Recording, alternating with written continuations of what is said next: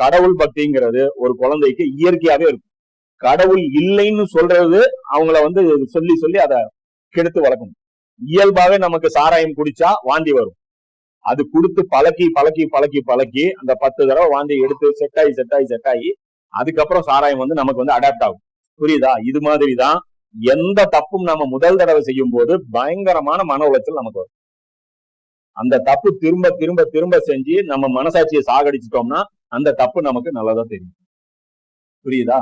அப்போ இதுதான். அப்போ நபிமார்கள் என்ன நற்செய்தி கொண்டு வருவாங்க அப்படின்னா, இந்த சாஃப்ட்வேர் இருக்கக்கூடிய நல்ல விஷயங்கள் இருக்குல்ல, இத ஃபாலோ பண்ணுங்கப்பா, இது வீணா போகாது, இதனால சில இழப்புகள் உங்களுக்கு துனியால ஏற்படும்.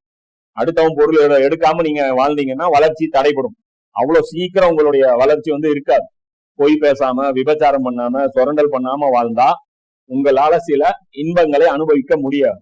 ஆனா இதுக்கெல்லாம் பதிலா அல்லாஹ் மறுமைன்னு ஒண்ணு வச்சிருக்கான். அதுல உங்களுக்கு இந்த விஷயங்கள்லாம் கிடைக்கும். அப்ப இதுக்கு பேரு தான் நற்செய்தி. புரியுதா?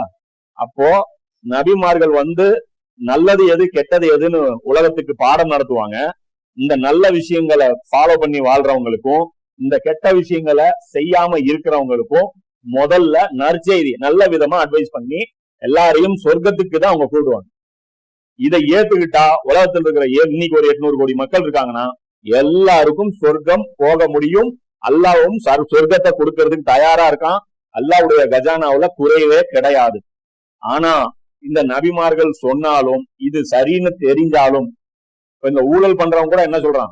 நான் ஊழல் பண்ணலைன்னு தான் சொல்றான். ஊழல் கரெக்ட்னு எவனோ பேசுறானா? புரியுதா இல்லையா? ஊழல் பண்ற ஒரு அரசியல்வாதி கூட என்ன சொல்றான்? நாங்கள் வந்தால் ஊழல் இல்லாத ஆட்சியை கொடுப்போம் அப்படிமா. ஆனா செய்யறது ஊழலா இருக்கும்.